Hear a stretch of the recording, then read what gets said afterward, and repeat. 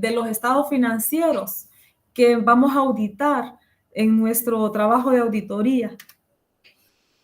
El alcance de esta NIA trata de la responsabilidad que tiene el auditor en relación con los saldos de apertura de un encargo inicial de auditoría. El objetivo para la realización de un encargo inicial de auditoría, el objetivo del auditor con respecto a los saldos de apertura consiste en obtener evidencia de auditoría suficiente y adecuada sobre si, inciso A, los saldos de apertura contienen incorrecciones que pueden afectar de forma material a los estados financieros del periodo actual. Y, inciso B, se han aplicado de manera uniforme en los estados financieros del periodo actual las políticas contables adecuadas reflejadas en los saldos de apertura, o si los cambios efectuados en ellas se han registrado, presentado y revelado adecuadamente de conformidad con el marco de información financiera aplicable. Entonces, cuando estamos hablando de saldos de apertura, pues estamos hablando de los estados financieros, ¿verdad? Correspondientes al periodo anterior. Entonces, esos saldos que quedaron en esos estados financieros, por ejemplo, para el año 2023, si yo los comparo, ¿verdad? Con el año anterior, tendría que ser con el año 2022. Entonces, los saldos de apertura para mi periodo 2023 van a ser los saldos finales en los estados financieros cerrados al 31 de diciembre del 2022.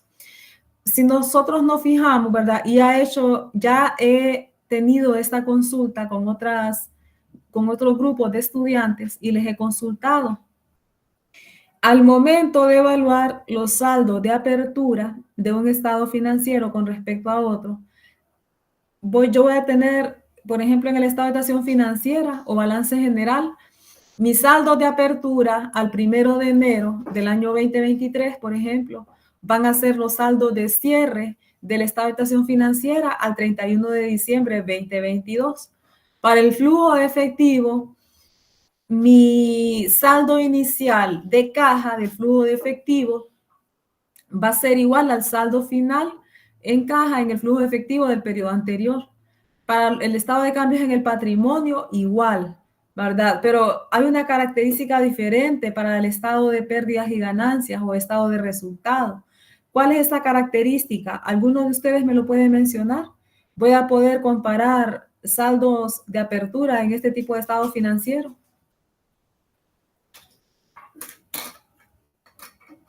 En ese caso, Lick, ese se caracteriza porque tiene, o sea, se liquidan las cuentas de ingresos y gastos al final de cada periodo. No son acumulados, así como el balance general. Correcto, Michael. Correcto, Michael. Así es.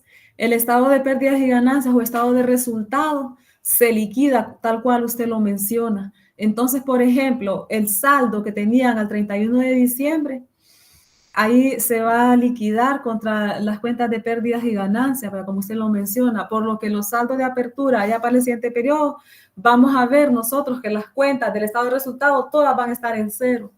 Todas las cuentas de ingresos y gastos van a estar de cero porque vamos a iniciar de cero a partir del 1 de enero del siguiente año, ¿verdad? Por lo que como auditores también debemos considerar este aspecto en los saldos de apertura de los estados financieros que vamos a estar auditando. Muy bien. Así me gusta, ¿verdad? Esa es la respuesta que yo quería escuchar. Muy bien, vámonos aquí en las definiciones y nos dice que a efectos de las NIAs, los siguientes términos tienen los significados que figuran a continuación. Inciso A, el encargo de auditoría inicial es un encargo de auditoría en el que los estados financieros correspondientes al periodo anterior no fueron auditados. Los estados financieros correspondientes al periodo anterior fueron auditados por un auditor predecesor. También está aquí los saldos de apertura, la definición de saldos de apertura, saldos contables al inicio del periodo.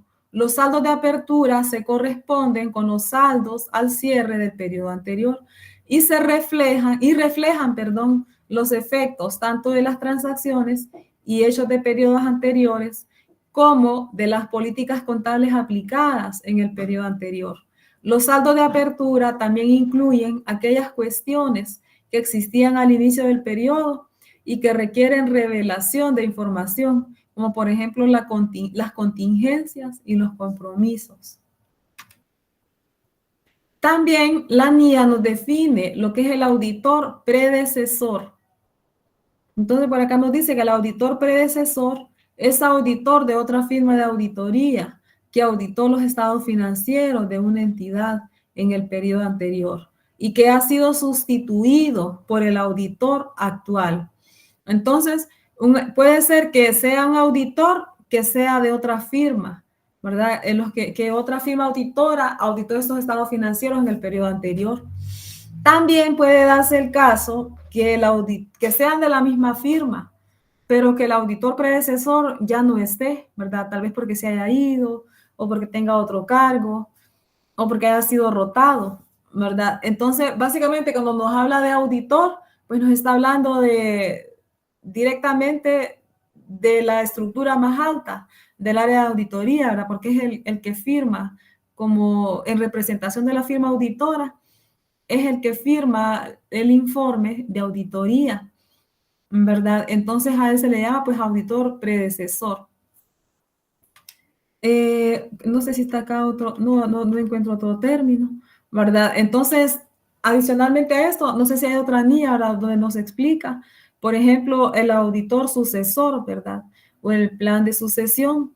Entonces, todos ya sabemos que existen estos términos, ¿verdad? De auditor predecesor, auditor sucesor, y actualmente creo que uno de los reguladores, no sé si es por tema de regulación, por ejemplo, de la Comisión de Bancos, la Superintendencia, o el reglamento, o la Secretaría del Trabajo, no sé, ¿verdad? Pero viene por un tema regulatorio que están, ¿verdad?, sugiriendo a las empresas que se tenga un plan de sucesión, ¿verdad? Anteriormente se llamaba como un backup, ¿verdad? Ustedes han escuchado mencionar que en todos los puestos, ¿verdad?, o cargos debe existir un backup.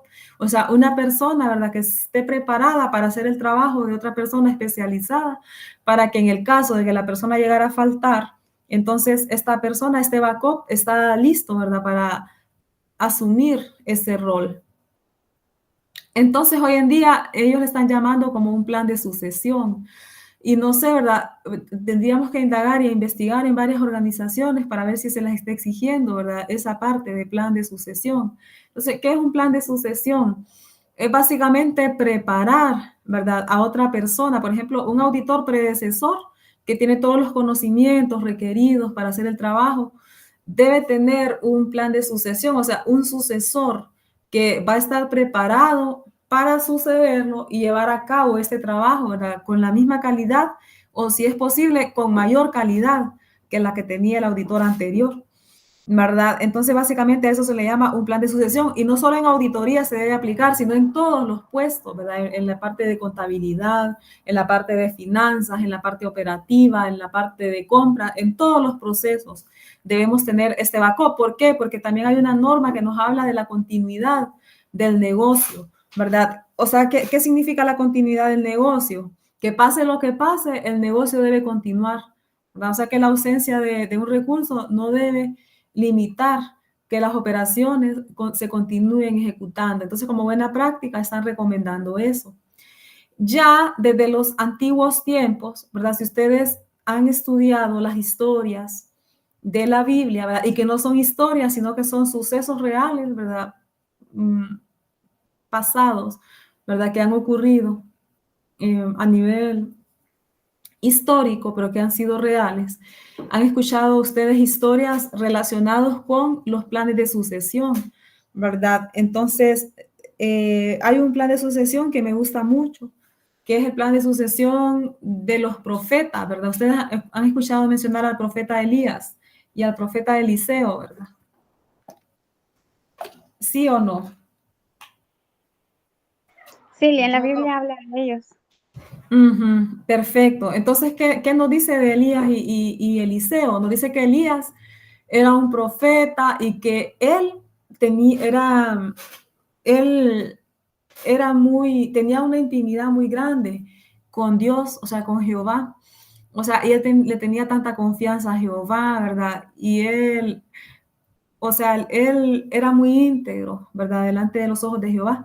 Aunque la misma Biblia, ¿verdad? En el Nuevo Testamento nos dice que Elías era sujeto a pasiones, ¿verdad? Así como cualquier ser humano, como somos nosotros, ¿verdad? No obstante, él siempre mantenía esa confianza y siempre mantenía, ¿verdad? A Dios siempre en alto, ¿verdad? Y entonces Dios le había dado a él esa capacidad de que Elías solo oraba, ¿verdad? Y las cosas sucedían. Por ejemplo, Elías oraba para que se detuviera la lluvia y se detenía. Elías oraba para que lloviera de nuevo y llovía.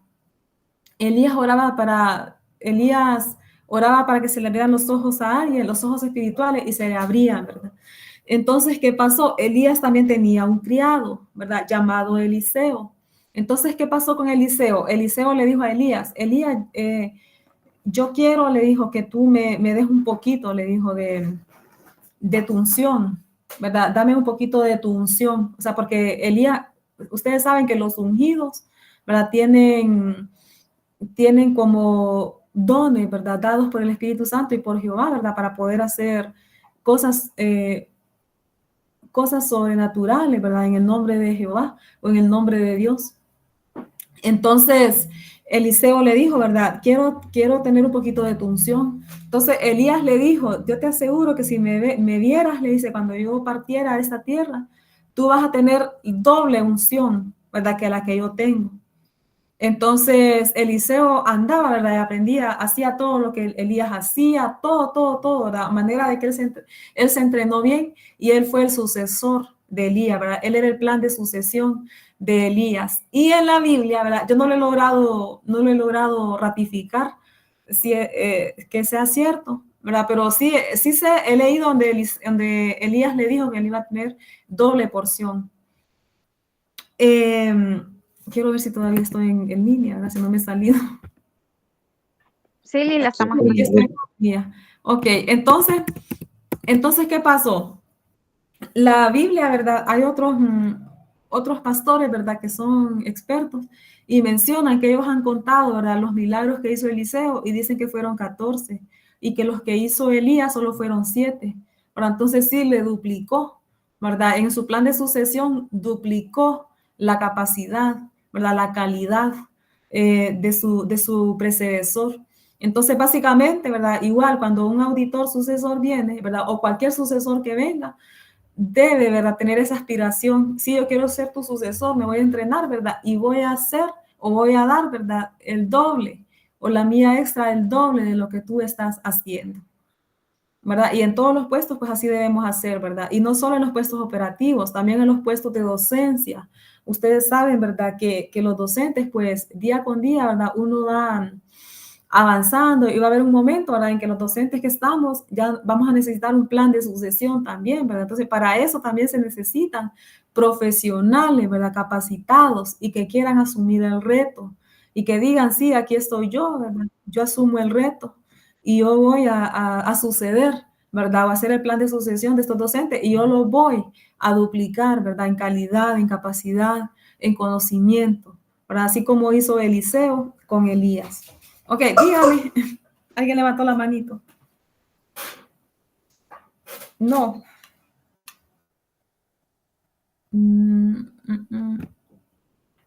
Voy a ver, abrir un chatcito. Sí, fui yo, que le mandé un mensaje. Ajá, Segunda de Reyes. Ah, perfecto. Gracias. Gracias, Jorge. Entonces, mire, ahí, ¿verdad? Ahí está donde, antes de que os haya quitado de ti, te ruego una doble porción de... Ah, o sea que Eliseo le pidió una doble porción, ¿verdad? Sí, cosa difícil has pedido, le dijo. Si me ves cuando se ha quitado de ti, te será concedido, le dijo. Pero si no, no.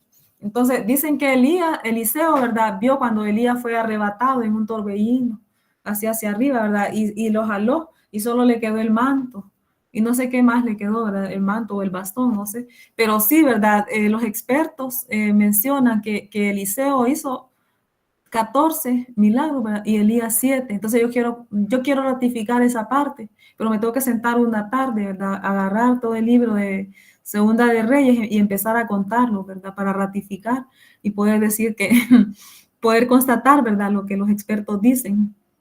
Ahorita todavía no lo he hecho, ¿verdad? Pero va a haber un momento en que voy a tener que sentarme y poder validarlo. Gracias, Jorge.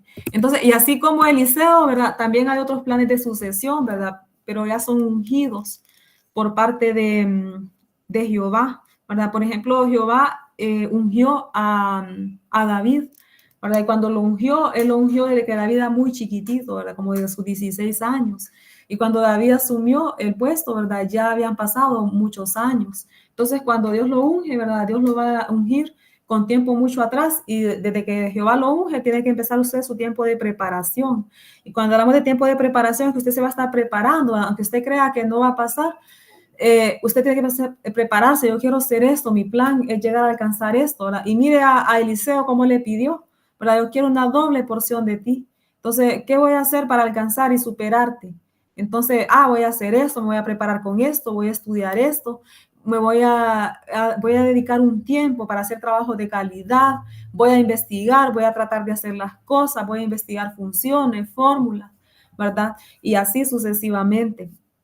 Entonces, muchos planes de sucesión ya vienen desde la época antigua, ¿verdad? Entonces, no está de más que ahorita se estén aplicando estos planes de sucesión, no es tema nuevo, ya existían desde tiempos atrás y ahorita pues solo se está convirtiendo pues en asuntos de cumplimiento obligatorio de acuerdo con las leyes y regulaciones.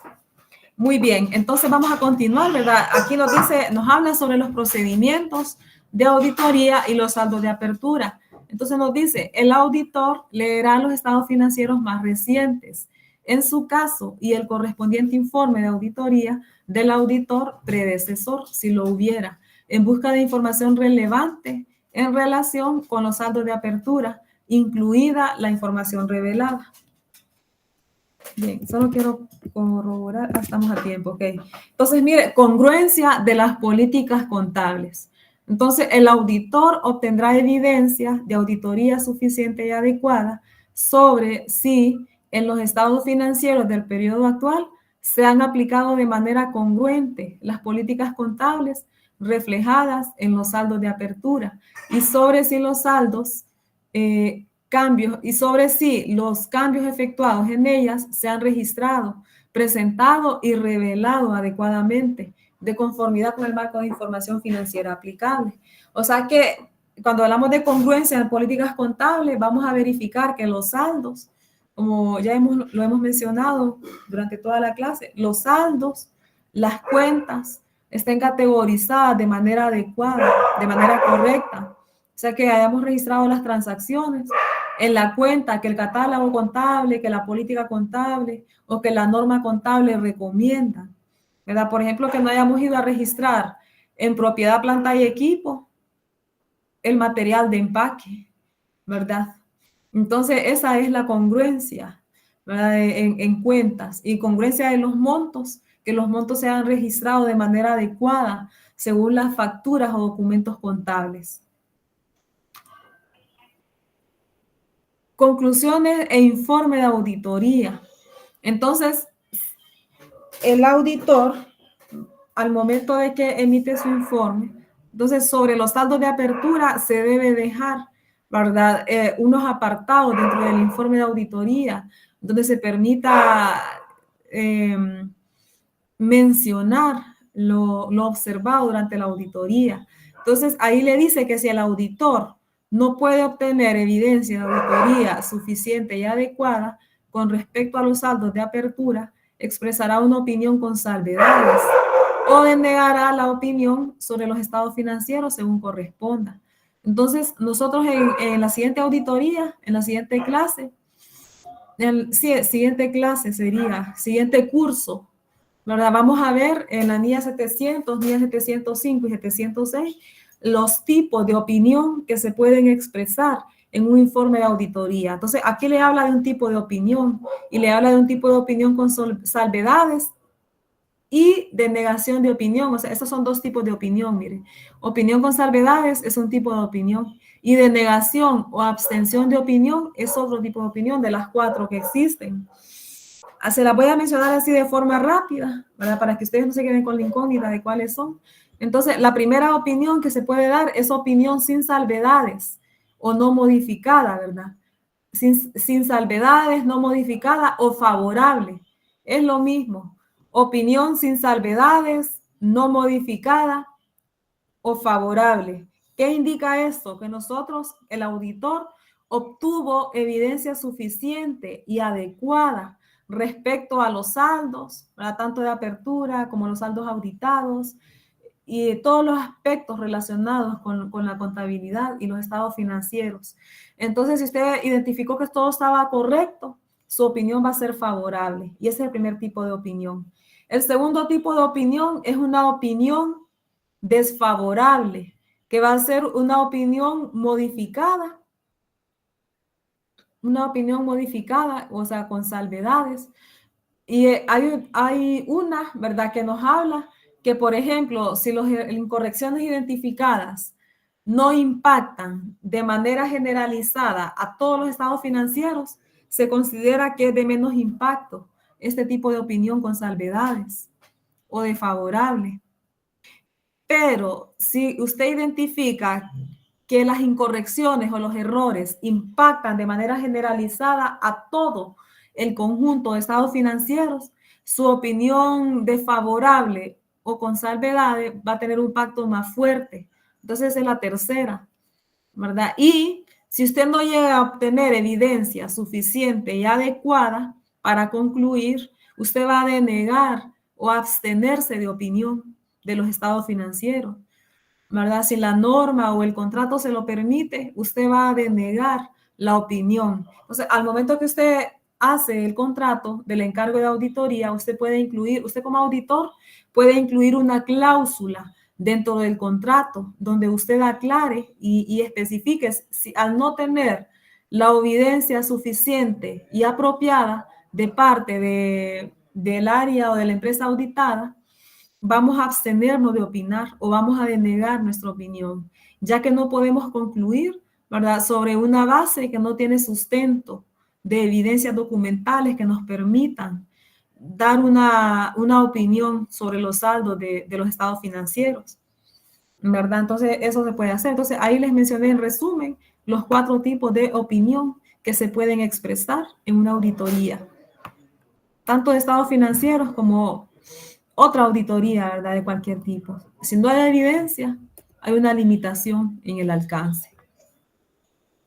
Ok, entonces por acá está, mire, siempre hablando, ¿verdad?, de esas conclusiones en el informe, le dice que si el auditor concluye que los saldos de apertura contienen una incorrección que afecta de forma material a los estados financieros del periodo actual y si el efecto de la incorrección no se registra, se presenta o se revela adecuadamente, el auditor expresará una opinión con salvedades o una opinión desfavorable. Bien, siempre hablando, ¿verdad?, de esas conclusiones, con relación a las congruencias de las políticas contables, el auditor expresará una opinión con salvedades o una opinión desfavorable según corresponde, si concluye que, inciso A, las políticas contables del periodo actual no se aplican congruentemente en relación con los saldos de apertura, de conformidad con el marco de información financiera. Inciso B, un cambio en las políticas contables no se registra, presenta o revela adecuadamente con el marco de información financiera aplicable. Entonces, aquí hay 2 aspectos, ¿verdad? En el inciso A, nosotros vamos a ir a revisar si en las cifras del periodo actual o en los saldos de apertura, ¿verdad?, los procedimientos se están aplicando según lo establecido en las políticas contables que están vigentes en el periodo. Aquí es muy importante también tener en consideración al momento de nuestra auditoría, poder verificar en qué fecha se implementó este criterio contable. Porque acuérdense que las políticas se deben estar actualizando de manera constante por buenas prácticas, las políticas se actualizan una vez al año. Pero si hay cambios en las normativas y regulaciones, dichas políticas deben venir y actualizarse inmediatamente a que surgen esos cambios en la regulación. Entonces, por lo tanto, tenemos que corroborar a partir de cuándo empieza este cambio o este criterio contable, y si en la fecha que yo estoy auditando la transacción fue ejecutada antes de implementar, de la fecha de implementación del criterio, ya no le aplicaba, ¿verdad? Si la transacción fue ejecutada posterior a que se establecieron los criterios, entonces sí le aplica. Entonces, todos estos puntos debemos integrarlos dentro de nuestro análisis cuando estamos evaluando. Y también el inciso B hace referencia, ¿verdad? Que si nosotros en la política contable identificamos que estas políticas no están de conformidad a lo que la regulación establece, ¿verdad? O al marco de información financiera aplicable establece, si no están de acuerdo. Por ejemplo, si hay inconsistencias en mis criterios, en las políticas contables, hay incoherencias o inconsistencias con lo que la norma me exige, entonces también yo debo decirlo en mi informe de auditoría. ¿Alguien quiere mencionar algo? ¿Alguien abrió el microfonito? No. Entonces también debemos decirlo, y como auditores tenemos que ser acuciosos y revisar cada detalle de eso al momento de nuestra evaluación para poder concluir, ¿verdad? Si realmente el trabajo está adecuado. Bien, ¿tenemos alguna consulta al respecto de esto o algo más que agregar? ¿Algo más que adicionar?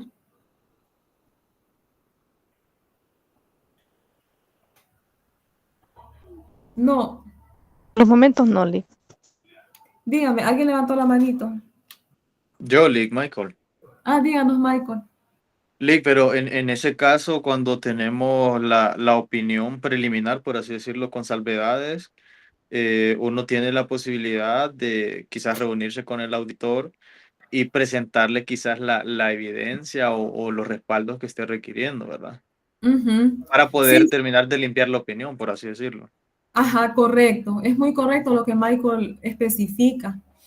Sí, ¿verdad? Al momento, la misma norma nos dice, ¿verdad? Que nosotros debemos escalar los informes o de manera oportuna, ¿verdad? Previo a la emisión del informe final, los hallazgos o las debilidades e incorrecciones que se van encontrando se deben ir trasladando al área auditada para que el área auditada comience a revisar, ¿verdad? Y si ellos tienen la evidencia y nos dicen, no, mire, aquí está la evidencia que sustenta que yo lo hice de esta manera, o aquí está la evidencia que el criterio contable está de acuerdo a la norma, ¿verdad? Porque la norma establece esto, esto y esto, ¿verdad? Entonces yo lo tengo conforme a la norma y aquí está, los cambios están aprobados por junta directiva. Entonces, si ellos logran sustentar con evidencia, ¿verdad? Pueden desvirtuar o desestimar esas observaciones o este tipo de opinión que le estamos dando. Pero para poderlo desestimar, ¿verdad? Deben presentarnos la información que a nosotros nos permita tener la evidencia suficiente y adecuada para poder concluir. Porque si usted habla, por ejemplo, con uno de los auditores, así que tiene bastante experiencia, como de 30 años, bueno, le van a decir, no, el auditor nunca debe suponer. Toda la opinión y todo su informe debe estar basado en un sustento con evidencias documentales que le permitan a usted hablar, ¿verdad? En cada punto que usted va colocando, tanto en su papel de trabajo como en su informe, debe tener el respaldo documental que le permite a usted hacer tal aseveración. Si no hay evidencia documental, ¿verdad? Que contradiga lo que estamos diciendo. Si no hay evidencia documental, no podemos estar diciendo una opinión en un informe. Todo debe estar basado en hechos reales y en sustentos documentales, ¿verdad? Por ejemplo, si en una auditoría usted le había sacado un hallazgo y le dice, mire, usted en tal fecha tenía esta incorrección, pero usted no le logró tomar captura, ¿verdad? Y tenía la evidencia que es cierto que en ese momento estaba así, y en el sistema no hay bitácoras, por ejemplo, que permita ver la fecha, ¿verdad? Modificaciones y cómo estaba.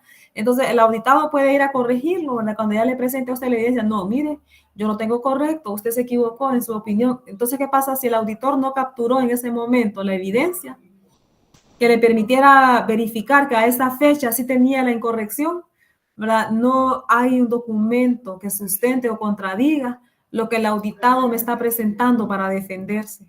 ¿verdad? Entonces, siendo así, entonces no le vamos a sacar hallazgo. Entonces, por esta razón que el auditor, toda la evaluación que va haciendo, en el momento que hace la evaluación, ahí mismo debe tomar la captura de la evidencia, ¿verdad? Si es posible con el print de pantalla, que me permita capturar toda la pantalla y con la fecha de mi computadora, donde me dice hoy es 26 de agosto de 2024 a las 6:45 de la tarde, ¿verdad? Porque con esa evidencia yo voy a poder decirle, no, mire señor, en el momento que yo le hice la evaluación, ¿verdad? Usted tenía de esta manera la información a nivel de sistemas, ¿verdad? Si usted ya hizo las correcciones, se le va a comentar en nuestro informe, ¿verdad? Como un plan de acción ya ejecutado, ¿verdad? Por parte del área auditada. ¿Sí? Entonces, esos aspectos son bastante importantes para considerarlo, ¿verdad? Porque sí, el papel del auditor es bastante relevante, bastante fundamental y tiene pues un reto bien grande, ¿verdad? Para conseguir esas evidencias, para poder opinar, porque como ya vimos, no puede estar basado en suposiciones, sino en evidencia suficiente y adecuada. Pues ustedes ya les va a tocar exponer, ¿verdad? El martes 3 de septiembre sobre esa NIA 500, que nos habla de la evidencia. Y luego al siguiente equipo, perdón, va a hablar de la NIA 505, que son confirmaciones externas, que las confirmaciones externas ya son una evidencia más contundente todavía, porque yo estoy confirmando con otros entes externos, ¿verdad? Si realmente existe tal monto en una cuenta contable, ¿verdad? Entonces, sí, para uno de auditor, la evidencia, los datos documentales es crucial en la auditoría. Y antes de emitir nuestro informe, deben estar los papeles de trabajo debidamente documentados, donde dejamos evidencia de todas las capturas de información que nos permiten dar una conclusión a cada prueba de auditoría, sea que la prueba sea satisfactoria o sea que la conclusión sea no satisfactoria. Para ambos casos debemos tener el sustento documental que me permita decir, concluí satisfactorio debido a que en mi evaluación pude verificar o pude ratificar que se contabilizaron en las cuentas tales, tales y tales, se adjunta partida contable o evidencia de la partida contable, evidencia de las facturas con los montos y saldos adecuados, etcétera, ¿verdad? Entonces, todos esos aspectos hay que tenerlos en cuenta. Y se los digo, ¿verdad? Porque no es fácil, ¿verdad? La vida del auditor. Si ustedes saben, ¿verdad? Los que han tenido la oportunidad de ser auditores, a veces ni los quieren, ¿verdad? A los auditores. Entonces, no es fácil, pero es un trabajo que por regulación hay que hacer. Porque la junta directiva descansa, ¿verdad? En el área de auditoría, porque es auditoría quien le certifica y le dice, sí, tus procesos están llevando a cabo de manera adecuada y consistente en toda la compañía, ¿verdad? Entonces, por eso que el auditor es tan importante. Bien, entonces aquí tiene un pequeño mensaje que le dice, el desafío del liderazgo es ser fuerte, pero no grosero, ser amable, pero no débil, ser reflexivo, pero no perezoso, ser humilde, pero no tímido, ser orgulloso, pero no arrogante. Jim Rohn. Entonces, mire, estos básicamente se parecen, ¿verdad? A los criterios o a las características que todo auditor debe tener, ¿verdad? El auditor debe ser siempre muy profesional, muy objetivo en todo, pues lo que hace, ¿verdad? Tanto en el momento del trabajo como en su paso, ¿verdad? Cómo se conduce, ¿verdad? Porque siempre va a tener la mirada puesta de sus auditados en él. Entonces siempre hay que mantener esas características, ¿verdad? De profesionalismo, ¿verdad? Siempre ser humilde, pero siempre sostener nuestra opinión y nuestra credibilidad como auditor, ¿verdad? Entonces básicamente eso. Entonces con esa NIA pues hemos finalizado. Dígame, alguien levantó la manito. Dígame, Michael y Cristian. Jorge No, y Cristian. ahí solo les estoy dejando a Jorge y a Cristian mi número de WhatsApp para que se contacten conmigo porque somos parte del mismo grupo. Ajá, y son el primer equipo que va a exponer, ¿verdad? Van a exponer de la NIA 500, ¿verdad? Sí, Lick. Perfecto. Perfecto. Entonces, ensayen, ¿verdad? Y traten de que su exposición, pues, sea en los 50 minutos, ¿verdad? O menos, para que logren, pues, finiquitar y presentar pues los temas más relevantes de la NIA. Un tema muy bonito, ¿verdad? Evidencia suficiente y adecuada de auditoría. Entonces, ese tema o ese punto, evidencia, ustedes lo van a ver en toda, ¿verdad?, la clase. Y si son auditores o llegan a ser auditores, van a ver que la evidencia va a ser una de las palabras que más van a pronunciar durante toda su profesión. Bien, o si están en categoría de auditados también, ¿verdad? Les va a tocar presentar esas evidencias documentales para desvirtuar o desestimar un hallazgo que les quieran poner, ¿verdad? Los auditores. ¿Sí? ¿Estamos de acuerdo? Bien, entonces vamos a quedarnos por aquí, ¿verdad? Y nos vamos a ver nuevamente el día de mañana otra vez para continuar con nuestra siguiente NIA 540. ¿Verdad? Y lograrla terminar entre mañana y pasado, si no es tan larga. Y ya el lunes, ¿verdad?, quedamos con la última NIA para que ya comencemos pues con los trabajos. Y de cada presentación voy a ir sacando preguntas para irlas colocando en la prueba, ¿verdad? Que la prueba ya la estoy parametrizando. Solamente falta agregar las preguntas de las presentaciones que van a hacer cada uno de ustedes. Bien, vamos a quedarnos por aquí entonces. Muchas gracias por todo su apoyo y su atención. Gracias a usted, Lick. Gracias. Gracias. Buenas noches. Felicidades. Ya le escribo, maestra.